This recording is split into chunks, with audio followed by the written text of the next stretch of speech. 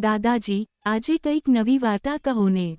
દીપુ ઉછળી પડ્યો. દાદાજી સ્મિત કરીને બોલ્યા, ચાલો આજે એક એવા સફરે જઈએ, જ્યાં આપણે જુદા જુદા સજીવોના ઘરોની મુલાકાત લઈશું.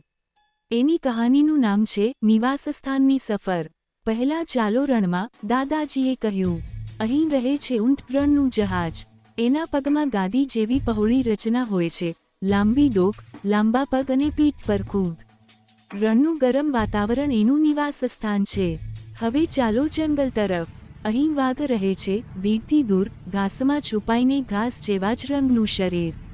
તેનું તીવ્ર દ્રષ્ટિ અને તીવ્ર નખ જંગલ માટે યોગ્ય બનાવે છે. હવે બરફ વિસ્તાર તરફ.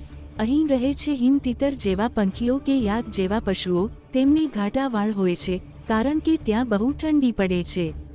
ચાલો હવે પાણીમાં. દરિયામાં છે માછલીઓ, જીલમાં મગર, નદીમાં કાચબો. બધાએ પાણીમાં શ્વાસ લેવું કે તરવું શીખેલું છે. એનું નિવાસસ્થાન જ પાણી છે. અને હવે આપણા ઘર પાસે. વૃક્ષ પર કોયલ, જમીન નીચે દરમાં ઉંદર, દિવાલ ખૂણે ચકલી અને પાંદડા પર તિતલી. દરેકનું પોતાનું એક અનોખું નિવાસસ્થાન છે. દાદાજી આંખો મીંચી અને કહ્યું, મારા બચ્ચા, દરેક જીવને પોતાનું ઘર, પોતાનું નિવાસસ્થાન છે, જ્યાં તે ખુશીથી જીવે છે અને જ્યાં માટે તે અનુકૂળ બન્યો છે.